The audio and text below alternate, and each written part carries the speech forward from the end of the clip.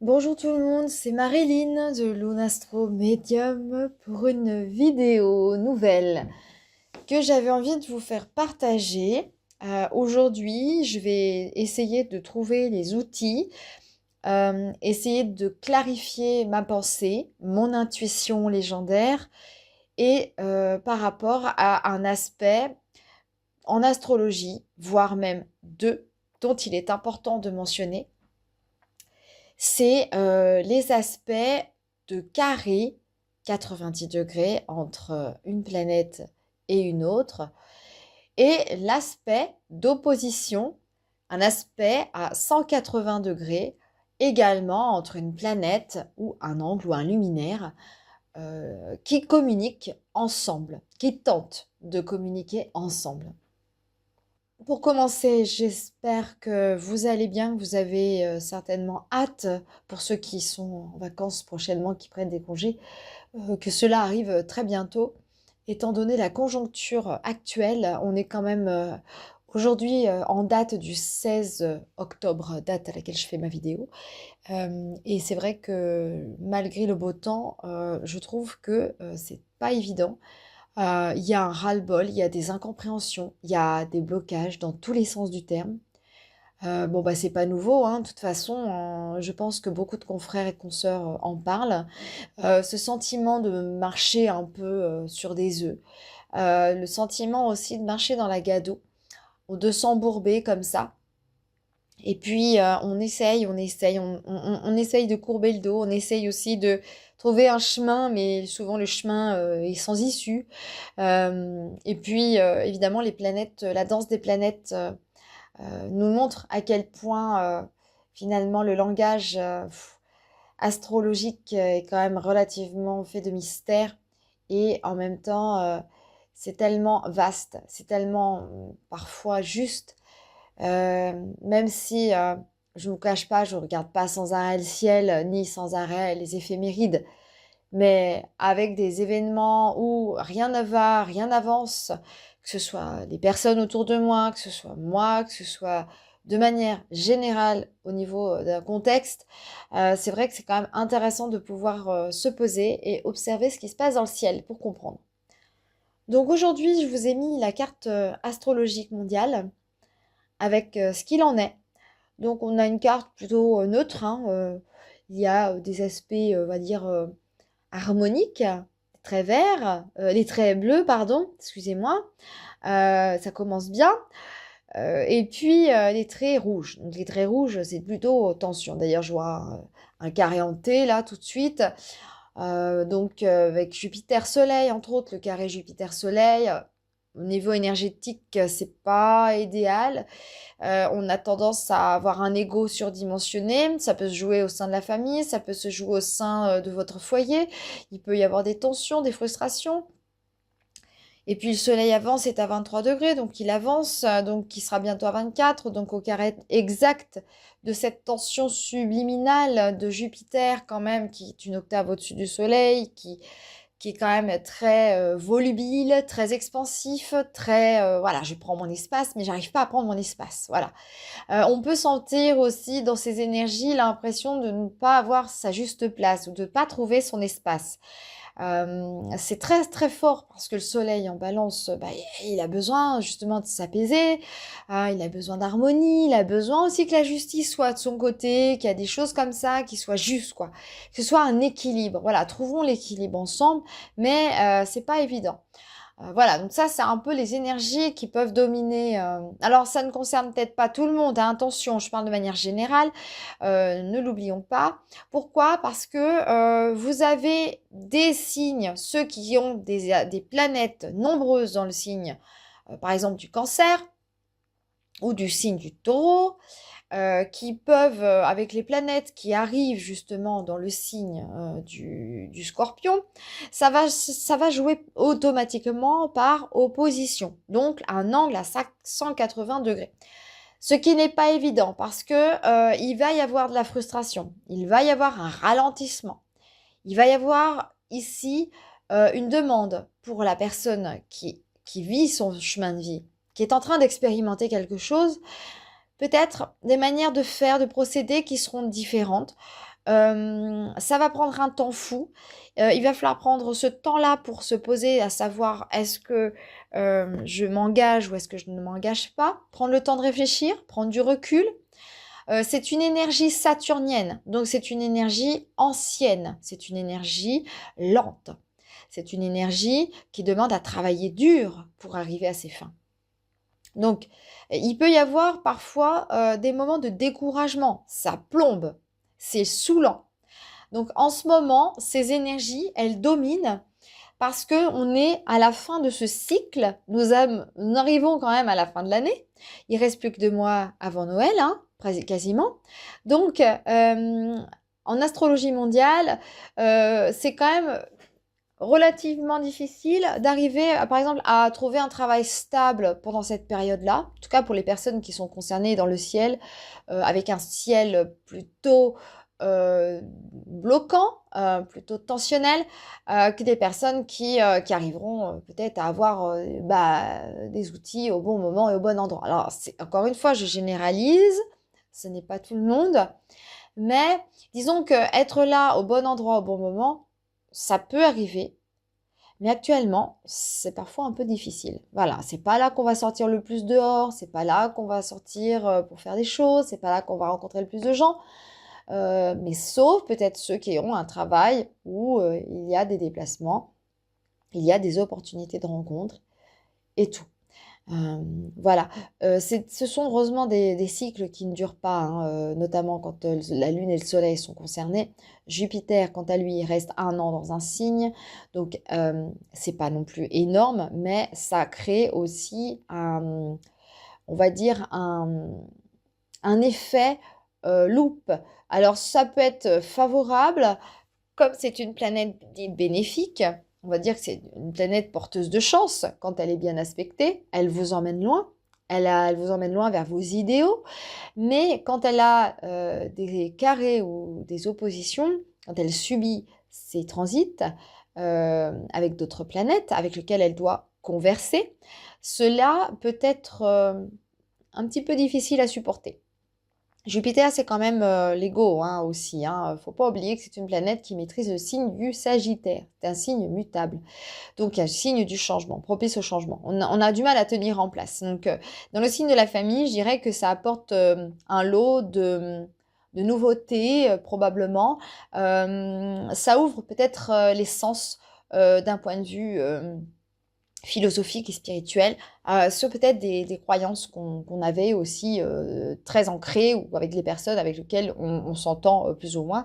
Donc soit ça match, soit ça passe pas, quoi. Voilà, c'est soit l'un, soit l'autre. C'est un peu, il est un peu démesuré Jupiter parfois quand il est aspecté de manière compliquée.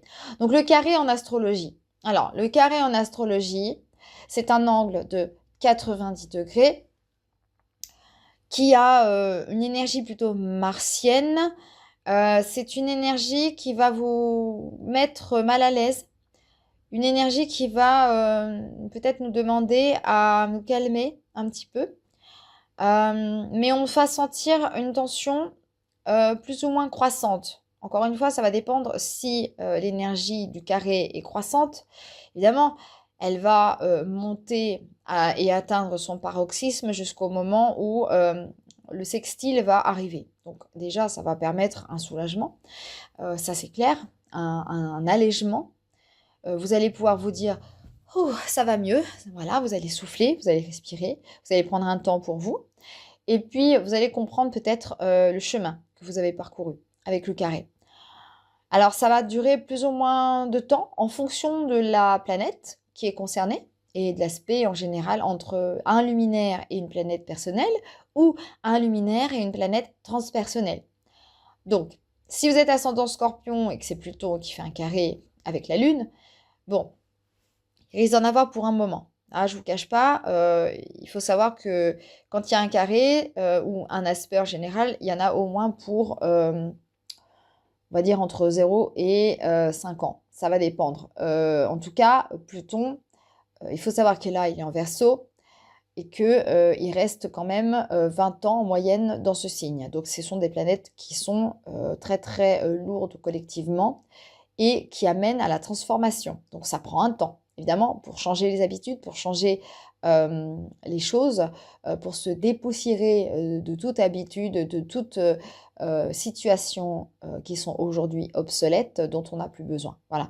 Il y a un lien avec la dépossession. Et c'est une planète très passionnelle aussi, donc il faut le savoir, et très anxiogène. Voilà. Donc, si vous vivez, par exemple, un carré au natal avec Pluton au carré de la Lune ou Pluton opposé au Soleil, il y a ici une notion d'émotion par rapport à la Lune, de la mère, une mère peut-être déprimée, dépressive, ou alors un détachement avec peut-être la perte, une fausse couche aussi en rapport avec cela. Moi, j'ai souvent eu des clients ou des clientes qui ont pu vivre ces choses-là et qui me le démontrent lorsque je suis en consultation avec ces personnes parce que je le vois ou parce que je le reçois en médiumnité également, en même temps que l'astrologie. Donc il est important de rester vigilant parce que c'est pas parce que vous avez un carré Pluton-Lune ou une opposition Pluton-Soleil, j'y reviendrai à cet aspect-là parce que c'est un aspect assez particulier. C'est vrai que c'est pas évident parce que on peut imaginer tout et n'importe quoi, alors que parfois c'est pas le cas. On peut être taillé pour évoluer de manière constructive et évolutive. Donc, l'opposition Pluton-Soleil. Alors, si vous avez Pluton-Soleil, effectivement, ça peut jouer entre la vie et la mort. On est tiraillé avec l'idée d'avancer avec notre soleil, notre rayonnement, notre combativité. Et en même temps, nous avons un aspect plus souterrain, plus ténébreux, quelque chose qui va mettre de l'ombre sur la lumière. Donc, qui va vous ternir un petit peu. Alors ça, c'est des moments, on va dire, naturels. Vous ne pouvez pas toujours être au top niveau. C'est clair, je ne vous apprends rien. Mais par contre, il y a aussi, peut-être pour certaines personnes qui sont plus réceptives, tout va dépendre aussi si le soleil a maîtrise sur l'ascendant ou si le soleil a maîtrise sur autre chose, sur une maison qui est quand même assez importante, notamment dans votre thème, admettons. Et puis Pluton également, hein, si vous êtes plutonienne, c'est-à-dire de dominante plutonienne avec par exemple un Pluton au culminant ou un Pluton au fond du ciel ou un Pluton collé à l'ascendant ou au levant, etc. Vous pouvez être vraiment concerné, donc vous avez déjà ces énergies-là qui vous concernent. Donc il y a peut-être une part autodestructrice qui peut sortir. Ça peut être avec les autres aussi, hein. Le descendant est tout aussi important. Ne l'oubliez pas, j'avais fait d'ailleurs une vidéo sur le sujet. N'hésitez pas à l'occasion à jeter un œil sur les vidéos anciennes. Je fais une aparté, mais au jour d'aujourd'hui, je fais de plus en plus de vidéos qui peuvent être regardées de manière illimitée. Donc, c'est important aussi que je le mentionne. Les lunaisons, bien sûr, je vais en parler. D'ailleurs, c'est vrai que la nouvelle lune arrive bientôt en Balance. Je vous montre la carte de la nouvelle lune. Donc, effectivement, quand on observe la carte, elle est magnifique, hein. C'est pas une nouvelle lune si contraignante, si astreignante. Mais voyez quand même, ce qui est important, c'est que là, on parle de la nouvelle lune, hein, du couple Soleil-Lune. Je vous ai parlé au départ du thème par rapport au carré et par rapport à l'opposition. Et bien ici, nous avons quoi? Un Soleil-Lune au carré de Jupiter. Donc, qui est en plus maîtrise de la maison 12. Donc, on voit bien qu'ici, il se passe des choses dans l'inconscient collectif. On sent quand même que les personnes, aujourd'hui, ont envie de sérénité, de se sentir en harmonie, de se sentir apaisées. Alors, ça va beaucoup se jouer dans la sphère privée, énormément. Il y a une quête aussi peut-être d'aller voyager à l'intérieur de soi. Ce que je peux vous dire par rapport à ce carré, c'est un désir. D'abord, le carré, c'est un désir que les choses changent. Le désir que les choses puissent être révolutionnées. Le désir parce qu'il y a un moment donné, on ne peut plus supporter ce que l'on vit.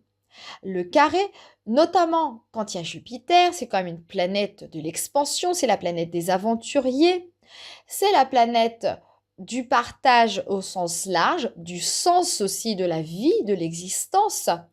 C'est une planète qui est quand même relativement énorme. C'est la planète gazeuse par excellence. C'est la plus grosse planète du système solaire. Elle se trouve quand même être en domicile d'un signe plutôt feu, plutôt énergisant, plutôt idéaliste, optimiste. Donc quand à un moment donné cette planète se sent bloquée, brimée, frustrée, c'est clair que ça va pas. Il va y avoir probablement un besoin de se remplir quelque part. Donc de se remplir émotionnellement, de se remplir par rapport à de la dépendance en tout genre. Ça peut être dans votre foyer, ça peut être quelque chose qui s'est passé dans l'enfance, quelque chose qui remonte, qui tend à être mis en exergue. Donc on voit bien que c'est quand même une planète dans cette nouvelle lune qui se trouve toujours à 24 degrés en cancer. Elle est sur l'énergie du troisième décan. Troisième décan cancer sont concernés. Troisième décan de la balance puisque ça agit au carré. Troisième décan du bélier, donc c'est pas évident. Elle est au carré de Chiron en plus en ce moment avec cette nouvelle lune prochaine. Donc on est ici dans des énergies avec ce carré en T qui s'oppose avec Chiron, lune, soleil, avec des énergies qui sont coupées, des énergies qui demandent à être guéries, à être sorties par le verbe, par l'expression orale, et que la tête du bélier puisse enfin trouver une épaule sur laquelle se reposer. Voilà, donc ça c'est un exemple, par exemple, de transit avec cet aspect de carré en T, c'est-à-dire que ça forme deux carrés entre les luminaires couple Soleil-Lune avec Jupiter que vous trouvez en Cancer à 24 degrés et Chiron, la fameuse clé de la solution qui s'oppose à ce couple Soleil-Lune. Donc ici, c'est pas parce que c'est compliqué au niveau énergétique, au niveau de cette symbiose astrale, puisque quoi qu'il en soit, on aura beau essayer, quand ça veut pas, ça veut pas. Vous aurez beau essayer une fois, deux fois, trois fois, ça ne veut pas. Ça veut dire qu'il y a quelque chose à faire maturer, à faire émerger. C'est l'émergence. Donc on y est. Nous y sommes. Donc, des exemples quand même assez intéressants aussi que je vais vous montrer avec quelques célébrités. Je vais vous montrer 3 exemples qui n'ont rien à voir, mais encore une fois, il n'y a pas de hasard. Évidemment, des exemples de thèmes. Je vous montrerai seulement les thèmes, hein. Je ne cliquerai pas sur chaque aspect parce que sinon à 2 heures on y est encore. Et du coup, c'est pour vous montrer à quel point ces personnes peuvent vivre des situations qu'on n'est pas censé connaître, mais que c'est quand même assez satisfaisant par la suite. Alors, premier exemple, je vous montre le thème astral de l'abbé Pierre. Donc, alors, vraiment, encore une fois, j'ai vraiment pris ce que mes mains m'ont demandé d'aller chercher. Je n'ai pas pour habitude de dire, allez hop, je vais calculer qui je vais prendre. Je le fais point barre. Et là, il se trouve que les thèmes que j'ai choisis intuitivement sont extrêmement pertinents par rapport à ce que l'on peut voir sur la carte. On voit bien que c'est très dur. On voit bien que la personne qui naît avec un thème, regardez-moi ce thème de l'abbé Pierre, il n'y a que des carrés, des oppositions, on n'arrive même plus à voir les traits bleus, il y a des traits verts, donc les quinconces, donc c'est pas évident, c'est tout ce qui se passe à l'intérieur de la psyché de celui-ci. On voit bien quand même que c'est un homme qui a un charisme, qui avait, puisqu'il est décédé, qui avait un charisme certain, c'est un homme qui est né à Lyon 4, et qui a donné toute sa vie, consacré toute sa vie aux pauvres. Nous ne sommes pas là pour parler de la polémique des viols et des attouchements qui auraient supposé pu avoir. Moi, je suis pas là pour ça, mais en tout cas, je suis là juste pour vous parler de quand on voit d'abord le personnage, quand on imagine dans nos croyances, dans nos structures, dans la manière dont on a été élevé, je vais y arriver. C'est pas quelqu'un qui a une vie lisse. C'est pas quelqu'un qui a eu une vie facile. d'élévation. D'abord, on voit bien que déjà, il a Uranus au fond du ciel, collé au fond du ciel, carrément pile poil même. Donc déjà, on voit qu'il y a un déchirement de la patrie. On voit qu'il y a un déchirement d'abord, une nervosité ambiante. C'est quelqu'un qui devait pas mâcher ses mots, qui devait être assez rebelle, assez colérique parfois. Et puis, on le voit par rapport à ces tensions perpétuelles, notamment les tensions qu'on trouve avec cette planète qui se trouve quand même être maîtresse du fond du ciel. C'est quand même la fin des choses, c'est l'intimité, c'est les forces intérieures secrètes. Et puis, c'est la fin de vie aussi, qui est au carré de la Lune. Donc au carré de la Lune, en plus en maison 7. Donc vous voyez, il y a quand même, quand on regarde globalement le thème, si vous arrivez bien à voir la Lune où elle se situe en taureau. Donc c'est quelqu'un qui devait être probablement très tactile, effectivement, qui aimait probablement les choses, hein, les plaisirs en tout genre, peut-être même se nourrir, profiter de la vie, être en contact des autres, amener on va dire, son côté euh, généreux, associatif, notamment pour les sans-abri, puisqu'on voit bien que le taureau, c'est quand même la sécurité. On a besoin aussi des possessions, on a besoin de, voilà, tout ce qui est en lien avec la manière dont on va être perçu aussi, du fait de l'argent, de comment on va se montrer aux yeux des autres. Donc pour lui, c'est clair que le détachement s'y trouve avec ce maître du fond du ciel qui s'y trouve avec les lunes noires. En plus, donc en verso, qui montre un désintérêt total pour les possessions. Donc il y a quand même ici aussi ce lien-là qui nous a montré. Et puis il a quand même un soleil Vénus en Lion. Donc c'était un homme qui avait un certain charme. N'hésitez pas à regarder les archives. Quand on voit comment il était jeune, il a un regard assez perçant. Il a beaucoup de charme, c'est pas une beauté excellente, mais c'est vrai qu'il a énormément de charme. On pourrait presque le trouver même charmant, sexy même. Je trouve qu'il a un côté un peu sexy dans le regard, dans la manière dont il pouvait être, puisqu'il a un côté inaccessible. Vous voyez, un abbé, on imagine bien, bon, c'est un homme comme un autre, mais tout ce qui est d'ordre religieux, c'est ne pas toucher, quoi. Voilà, surtout pas. Mais après, bon, ce qu'ils font, bon, bah, malheureusement, voilà, moi je suis pas ici pour le voir et ça ne me regarde absolument pas. Tout ça pour vous dire quand même que je pense que ça a pu être difficile pour lui de devoir parfois restreindre ses colères. Vous avez quand même aussi un Jupiter qui se trouve en domicile en maison 2 en Sagittaire, au carré de Mercure, au carré de Saturne. Donc il y a quand même aussi une manière de parler, une manière de dire qui devait pas être évidente et pas toujours très entendable par rapport aux gens qui devaient recevoir ces mots. L'abbé Pierre, c'est quelqu'un qu'on a idéalisé et une fois qu'il est mort, il y a énormément de scandales qui ont été véhiculés. Encore une fois, ce sont des images. Voilà, nous avons aussi un regard. Pour nous, ça peut être une personne qui a pu être un héros, mais qui, quelque part, chute de son statut de héros avec Jupiter, hein.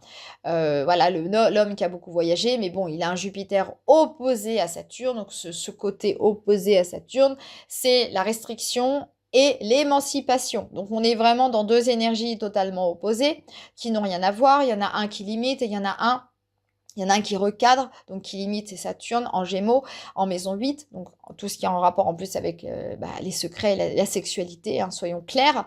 Même au niveau de l'argent, il s'est dépouillé, il a donné, je crois, tous ses biens aux pauvres. Et puis, nous avons un Jupiter en 2, donc c'est vrai que c'est pas très évident, mais on a quand même ici une carrière en Lion, donc il a été connu, mondialement connu, par les actions qu'il a menées. Donc, vous voyez, c'est quand même quelque chose qui a pris du temps. Il a une vieillesse, quand même, il est mort très très tard, je crois plus de 90 ans, 95 peut-être. Donc, vous voyez, c'est pas parce que vous avez un thème rouge comme ça que vous allez mourir demain. Ça ne veut rien dire. Autre thème. Alors nous passons carrément de la pauvreté à la royauté. Nous avons ici Kate Middleton, donc Catherine de Galles, qui a mon âge, voilà, qui est née au Royaume-Uni et qui, elle, a plutôt un thème, là on voit vraiment bien le carré et l'opposition, elle a vraiment plusieurs carrés hantés, donc c'est pas évident non plus, elle a des carrés plusieurs carrés, hein, vraiment hantés. Hein, j'arrive même pas à compter, il y en a au moins 3, 4, enfin, ouais, une bonne partie déjà entre son destin, sa destinée et Jupiter qui est vraiment accolé au fond du ciel. Donc ici, on peut supposer que ça peut avoir un rapport avec ce qui se passe dans sa vie, dans son foyer. Quelque chose qui est d'ordre du foyer, mais pas évidente à vivre au quotidien par rapport à sa maladie, entre autres, mais la maladie, c'est plutôt la maison 12, donc elle a un ascendant Lion. Elle a un nœud nord en 12, et puis elle a une lune collée qui est déjà piquante également, mais elle est en 11. Mais quand même, elle est appliquante puisqu'elle est très très conjointe, elle commence à vraiment être très très proche du nœud nord. Donc ici, quand vous avez un nœud nord en 12, bon, bah, ici, on voit bien que la destinée la prépare à quelque chose de pas évident. D'autant plus que elle a quand même ce nœud nord qui s'oppose bien évidemment au soleil, hein, soleil Capricorne, hein, c'est le lien avec la famille et l'ambition, les ambitions. Donc les projets professionnels, l'ambition professionnelle, donc toutes ces responsabilités associatives liées aux enfants, liées à la famille, liées à des causes est touchée. Donc, nous avons quand même aussi une autre opposition qui se passe, c'est qu'il y a le nœud sud. Et le nœud sud, c'est normal puisque c'est au départ le nœud sud qui s'oppose à la Lune. Oui, c'est quand même, on voit bien quand même qu'ici, voilà, l'opposition des nœuds comme ça, au conjoint avec la Lune qui vient en rajouter une couche, on sent qu'elle est obligée de taire ses émotions. Il doit y avoir chez elle beaucoup de tristesse, beaucoup de détresse, peut-être des émotions qu'elle est obligée de taire par rapport au protocole. Parce que quand on est reine, future reine plutôt, on ne doit pas montrer ses émotions. On doit être impartial. Voilà, on n'est pas censé larmoyer. Dès que vous êtes un peu fragile ou vulnérable, vous avez toute une horde de journalistes qui vous épient, donc ça ne doit pas être facile pour elle par moment. Et donc avec ce qui se passe pour Kate Middleton, alors je ne sais pas, je ne connais pas encore trop actuellement les actus la concernant. Là, je ne suis juste là en tant que qualité d'astrologue pour vous dire que le carré et les oppositions souvent font des personnes combattantes. Ça crée dans l'énergie de la personne au natal des énergies qu'il va devoir falloir surmonter. Autre ici, au vu de l'énergie, parce que c'est quand même la maison 12 qui est touchée, il y a ce truc de devoir surmonter la maladie, les grandes maladies. Évidemment, la jalousie, les maladies, mais il n'y a pas que ça, il y a aussi les ennemis cachés, donc qui amènent aussi les maladies, quelque part aussi. Tout ce qui a pu être subi on va dire, à l'arrière-plan. Le besoin aussi peut-être de prendre du retrait par rapport à la popularité, par rapport au peuple, puisque la Lune touche le peuple. Donc ici, on lui demande de retourner dans sa maison, on lui demande au natal de se reposer, de prendre soin d'elle, de prendre soin de sa féminité. Le nœud nord en cancer, c'est vraiment le lien avec le foyer, donc on la voit quasiment plus, hein. Enfin, en tout cas, peut-être que je me trompe, mais comme je vous l'ai dit, je précise, je n'ai pas regardé les médias et je préfère ne pas le savoir, je préfère voir mon étude à moi et ensuite vérifier après. Mais après l'astrologie, c'est voilà, bon, on en prend et on en laisse, mais là, pour le coup, il y a quand même aussi ce carré à Pluton, hein. Ça, faut faire attention quand même. Ah oui, en plus, je vous ai parlé tout à l'heure de la Lune, vraiment en exemple Pluton. Alors ça, vous voyez, je découvre en même temps, hein. Donc, c'est pas facile. Tout dépendra du secteur au niveau des maisons, de la domification astrologique. Quel secteur est touché? Là, c'est la 12 et c'est quand même la 11, mais c'est quand même très très proche de la 12. Donc, on a quand même un carré avec les nœuds. Donc, on sent bien qu'au niveau des dettes, il y a certainement eu des choses qui se sont passées dans la petite enfance, des choses que la mère a vécues, que la grand-mère. Il y a un lien transgénérationnel certain. En général, quand il y a aussi des carrés Pluton-Lune, souvent ça peut avoir un lien avec des rapports de force avec la mère. Une mère, par exemple, envahissante, une mère qui voudrait vous donner un petit peu le monopole, vous porter en pression. vous dire par exemple ce que vous devez faire. Les mères un peu possessives, vous voyez, les mères un peu calculatrices. Il y a un truc un peu de cet ordre-là de vouloir prendre le dessus sur sa fille. Il y a des dons pour l'art, certainement des dons pour la musique, ça c'est clair, mais elle n'en a pas fait sa carrière puisque elle avait autre chose à faire. Voilà, avec un ascendant Lion, de toute façon, avec le charisme qu'elle a, il y a vraiment quelque chose d'ordre de vouloir transmettre un message avec cet aspect avec Neptune. Bon, là, nous parlons du carré et nous parlons des oppositions. Mais quoi qu'il en soit, pour vous dire que cette femme, malgré le thème très très difficile à vivre, elle a les épaules pour les vivre.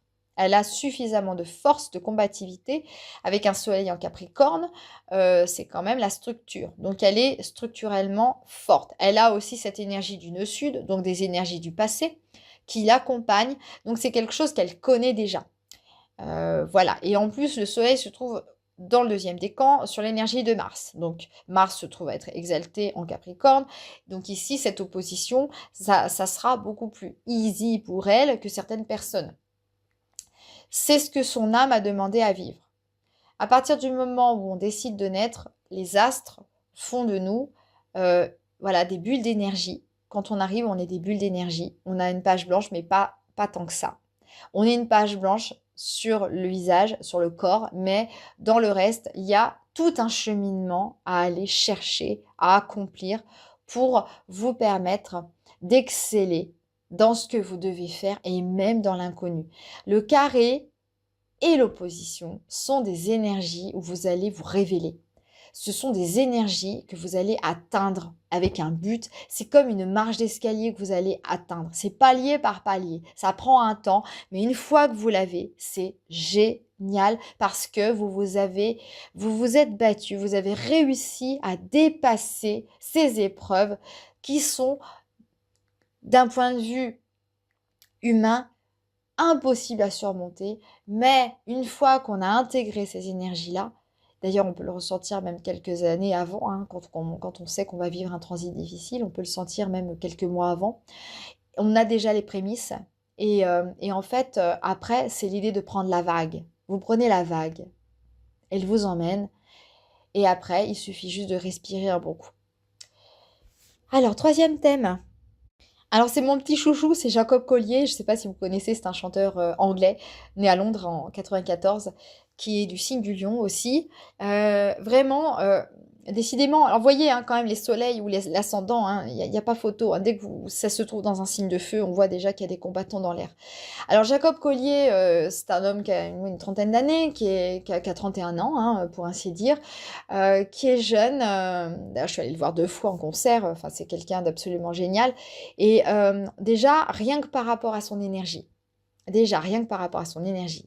donc déjà, il a quand même le cerf-volant, il a énormément d'aspects positifs, hein, il a aussi la lettre, l'enveloppe, il a un magnifique diamant.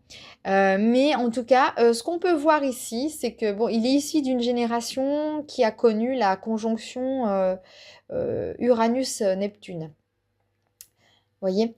Donc déjà, c'est une personne qui a amené, on va dire, le rêve à sa structure. C'est une personne qui est très douce, très idéaliste. Donc ça amène aussi une douceur. Voilà, Neptune apporte une douceur au Capricorne. Ici, on a quand même une opposition Uranus-Mercure, encore une fois, l'opposition à 180 degrés. C'est une personne qui ne tient pas en place. C'est une personne, je dirais, presque hyperactive. Tellement de choses, mais c'est une personne qui a en elle un génie musical avec un ascendant balance, la maîtrise étant vierge. Ici, on a vraiment un mec qui travaille comme un cinglé. Voilà. Il a une Vénus au carré de Mars, il y a des sacrifices. Ça, c'est clair. Il y a des sacrifices. Il y a presque une obsession à ce que ce soit parfait, à ce que tout soit impeccable. C'est quelqu'un qui écrit ses textes, je pense. C'est quelqu'un qui est auteur, compositeur, interprète. Donc on a un Mars en Gémeaux. Donc c'est un homme qui transmet merveilleusement avec cette conjonction Lune-Mars. Mais cette Lune se trouve aussi au carré de Saturne. Donc vous voyez quand même que c'est pas facile. Il a dû vivre aussi dans dans des sphères assez complexes en termes de sacrifice. Peut-être, alors je ne sais pas, je ne connais pas le contexte de sa famille, mais comme ça se situe en maison 8, c'est quelqu'un qui a pu être très secret, qui dévoile peu.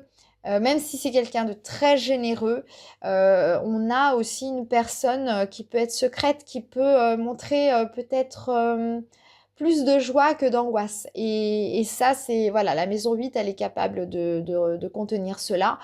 On a aussi des talents certainement hérités du côté de la mère, du côté maternel et du côté grand-père, grand-mère, les aïeux, et un respect aussi de l'ancien. Donc il y a probablement parfois un tiraillement pour lui, notamment de peut-être d'être loin de ses proches, je ne sais pas, mais en tout cas c'est un peu comme ça que je le vois, mais c'est surtout une éducation. En général, un Saturne au carré de la Lune, ça crée des éducations très très distancielles, un peu sectaires. Il y a un éloignement, voilà, il y a un éloignement. Et donc, pas évident. Ça se trouve en Gémeaux et en Poisson. Donc, on a ici des signes qui sont un peu doubles. Donc, on montre ce que l'on veut bien montrer. Mais voilà, l'iceberg n'est pas visible, quoi, complètement. C'est ce que je peux en tout cas en tirer. Et puis c'est vrai que c'est quelqu'un qui ne tient pas en place, hein, qui bouge beaucoup, peut-être avec l'envie de ne pas s'arrêter trop, de peur d'avoir des épreuves ou peut-être de vivre, de dire les choses, je ne sais pas. Là, honnêtement, Jacob Collier, quand on le voit, c'est quelqu'un d'hyper joyeux, hyper positif, mais méfiez-vous des façades. Parce que quand on voit son thème, c'est aussi peut-être pour fuir quelque chose qui a été douloureux. Je peux me tromper, je peux me tromper. Mais des carrés avec le carré de l'ascendant, il peut être sujet aussi à des petits accidents ou des accidents. Donc ça peut être sur la route, ça peut être voilà, des chutes ou avec un Uranus conjoint Neptune voilà, en maison 3 en Capricorne, c'est aussi sa structure qui est touchée. C'est en maison 3, c'est quand même le mental aussi, donc il peut être sujet aussi peut-être à craquer mentalement, à avoir des moments de dépression, peut-être des moments difficiles. Ça dans Balance, c'est quand même quelqu'un qui peut aussi trouver son salut par l'art. Quelqu'un qui peut exprimer par cette manière-là afin de mettre un terme à ses tourments. Il faut savoir que le Capricorne est un signe assez distant, réservé, anxieux.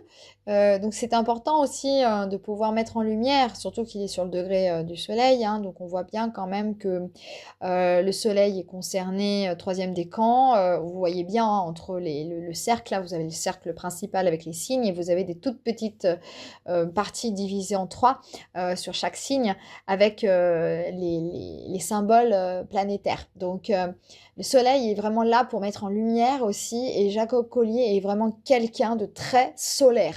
C'est un lion, c'est un pur lion. Même s'il vit des choses un peu compliquées, ah oui, il y a quand même un carré Soleil-Jupiter. Donc vous voyez, on y revient encore avec cet aspect-là quand même. Hein. Quand vous avez un carré Soleil-Jupiter au natal, souvent ce sont des conflits en lien avec le père. Le père qui, soit le père n'a pas pu réaliser son succès, il a été coupé dans son élan, soit c'est vraiment des conflits internes avec votre père, si vous êtes un garçon, ou interne avec votre mari, si vous êtes une fille, etc. Ou interne avec vous-même, hein. Ça peut être vous et vous. Hein. Ça c'est clair. Ce sont des énergies qui vous appartiennent. Et ça peut avoir un lien avec des conflits d'intérêts entre vous et vous. Hein. Des choses que vous n'arrivez pas à passer outre, à vous pardonner, parce que votre ego ou votre fierté est encore trop présente pour pouvoir passer à autre chose. Donc le carré, tout va dépendre du carré. Il peut être évolutif, il peut être croissant comme il peut être décroissant. Quand il est décroissant, en général, c'est un petit peu moins actionnel, c'est beaucoup plus à l'intérieur, je pense, en tout cas. Ôtez-moi d'un doute hein, si je me trompe. Mais moi, je le ressens comme ça. J'ai l'impression que l'énergie décline plus vers le bas quand elle décroît que le contraire. Bon, ce qui serait un peu logique. C'est comme la Lune quand elle monte et la Lune quand elle descend. On est d'accord. Voilà, donc c'est quand même quelqu'un qui ne s'arrête pas. il pourrait, bon, il est encore jeune, hein, il a 31 ans, hein, donc il est qu'au début de sa vie, hein, pour moi, hein, ça c'est clair. Donc, il peut quand même, malgré tout, voilà, parfois, peut-être être un peu submergé. Voilà. Bah, écoutez, ce que je peux dire, c'est que les carrés et les aspects d'opposition, je vous mets le meilleur pour la fin, je vous mets mon thème, évidemment. Comme ça, on termine sur une note positive. Écoutez, voilà, quand vous avez un thème de ce type-là, avec plusieurs carrés fermés, des oppositions majeures, on sait bien que la personne va mettre un temps certain pour évoluer. Juste, ce que je peux vous dire, c'est que regardez, vous allez être amené certainement à découvrir votre thème. Si vous avez besoin d'une consultation avec moi, où je puisse vous décortiquer comment ça se passe avec en ce moment les transits, votre thème astral et bien sûr les progressions secondaires, on en parle peu. Prochainement, je vous ferai peut-être un petit topo là-dessus. En tout cas, j'aime l'idée de toujours parler d'astrologie, j'aime l'idée aussi d'amener des réponses. Les oppositions, quand elles sont dominantes, souvent ça fait des personnes assez fortes, des personnes qui sont volontaires, qui sont combatives, des personnes qui ne lâchent rien. Après, quand vous avez un axe concerné, ça veut dire, par exemple ici, évidemment que mon thème c'est balance, bélier, bélier, balance. C'est une énergie martienne. Donc déjà, c'est une énergie, je parle des signes, hein. Je ne parle pas de l'opposition. L'opposition est saturnienne, hein, je vous l'ai dit, hein. Mais vous voyez, il y a quand même déjà quelque chose qui est actionnel, quelque chose qui fait qu'on avance. On ne reste pas les pieds pris. C'est-à-dire que, ouais, vous avez un échec. Dans ma vie, je ne vous cache pas, il y a toujours eu des échecs, quasiment. Il y a eu des succès, bien sûr, heureusement. Il y a eu des succès. Il y en a eu un il n'y a pas très longtemps d'ailleurs de succès, mais il y a eu un échec derrière. Bon, c'est comme ça, je vous l'ai dit, hein, la conjoncture n'est pas bonne. La conjoncture est très mauvaise en ce moment. Il y en a pour tout le monde, et les astrologues compris. C'est pas parce que vous êtes astrologue que vous êtes immunisé. Ah non. Donc, tout ça pour vous rassurer, pour vous dire que le carré, l'opposition, le carré en T, le carré fermé, avec des oppositions à tout va qui se croisent, ou même la croix cosmique, c'est-à-dire quand vous avez des oppositions qui se croisent, comme là par exemple ce qui se passe pour moi, eh bien vous avez quand même la chance, malgré tout dans cette vie, d'échelonner, de prendre votre place, d'avoir une longévité au niveau du succès, mais ça va faire son chemin sur le tard. Ça, c'est clair. Avec un thème comme ça, on ne peut pas dire à quelqu'un, bah oui, vous allez avoir du succès tout de suite. C'est, pour moi, en tout cas, je ne l'ai pas vu. Après, je peux être surprise, on peut être surprise. Mais en tout cas, au jour d'aujourd'hui, je ne l'ai pas vu. La seule chose, c'est que lorsque vous avez des traits bleus, j'en parlerai dans une autre vidéo, ça allège ce côté carré et dureté de l'opposition. L'opposition est saturnienne, donc c'est long, c'est long, c'est long. Vous déployez beaucoup d'énergie, mais par contre, vous ne relâchez pas votre ambition, vous ne relâchez pas vos besoins d'arriver à. C'est clair, il y a un besoin d'être reconnu. Surtout l'axe bélier-balance, il y a un besoin d'être reconnu. Par contre, si vous avez un axe d'opposition avec, par exemple, la Vierge et le Poisson, c'est beaucoup plus compliqué parce que c'est des signes qui ne s'installent pas dans la durée. C'est mutable, ça bouge. C'est comme l'eau. Vous avez l'impression de prendre beaucoup d'eau, puis elle vous glisse entre les doigts, en fait. Donc, c'est clair que c'est plus compliqué parce que ce sont des énergies qui sont d'ordre mental, inconscientes. Il n'y a pas d'action avec le bélier et la balance, par exemple. Par exemple, si vous avez un axe Capricorne et Cancer, touché par l'opposition et le carré fermé, ici, vous allez vraiment avoir quelque chose qui va redémarrer, qui va permettre de construire quelque chose. Et si vous avez un signe fixe ou un axe fixe, par exemple, le lion avec le verso, verso-lion, eh bien ici, c'est quelque chose qui va durer, c'est quelque chose qui va s'ancrer. c'est quelque chose où vous aurez du mal à changer les choses. Alors, des fois, il y a du bon et des fois, il y a du mauvais. Il faut prendre le pour et le contre quand même. Quand vous avez des signes fixes, c'est très compliqué de faire changer la personne, par exemple, ou que la personne ait envie de changer. Il faut que ça vienne d'elle-même. Parce que ici, il y a de l'ego, il y a un enjeu. C'est comme le scorpion et le taureau. C'est pareil. Bien que le scorpion soit un signe de transformation, il faut qu'il prenne la décision parce que c'est lui qui décide. C'est lui, il n'aime pas quand c'est quelqu'un qui décide à sa place. Il faut pas trop l'enquiquiner, le scorpion. Et le taureau, il est têtu, il est rancunier. Donc, tant qu'il n'a pas décidé, il fera pas. C'est lui qui prend soin des choses. C'est pas les autres. C'est lui. Le bélier, il plante la graine, il emmène tout le monde, toute la chaîne avec lui, débrouillez-vous. Voilà. Voilà, moi j'ai fait ça, hop, maintenant c'est à toi le taureau de faire le boulot. Maintenant c'est à toi le gémeau de faire le boulot, etc. Donc, voyez qu'il y a quand même ce lien-là, en fonction des signes, en fonction des maisons dans lesquelles l'opposition et le carré seront valorisés, vous allez avoir, par exemple, tendance à vouloir, par exemple, avoir la bougeotte. Surtout si c'est, par exemple, l'axe 9-3, vous avez envie de bouger de partout, mais vous êtes coincé. Voilà, vous pouvez pas. Vous avez envie de voyager, bah non, vous pouvez pas. Parce qu'il y a des blocages ailleurs. Voilà. Souvent, ça peut être comme ça. Si c'est par exemple la maison 10 et la maison 4, bah, vous avez du mal à trouver votre place au niveau sociétal. Ça peut être compliqué parce que vous avez des croyances qui sont limitantes d'ordre de votre éducation, etc. Voilà. Eh bien écoutez, j'espère que cette vidéo vous aura éclairé sur le thème du carré et de l'opposition. J'ai essayé d'être pragmatique, pédagogue et de vous apporter quelque chose de ludique aussi dans l'astrologie pour les personnes qui ne connaissent pas. Et je vous invite vivement à vous abonner et je vous invite aussi à me consulter. Et en attendant, vous avez tous les liens sous mes vidéos. Vous pouvez regarder mes vidéos, c'est gratuit, il n'y a pas besoin de s'engager. Et puis en attendant, eh bien, je vous souhaite une très belle journée. Profitez. Bonne chance pour ceux qui galèrent et bonne chance pour ceux à qui la vie sourit. À bientôt!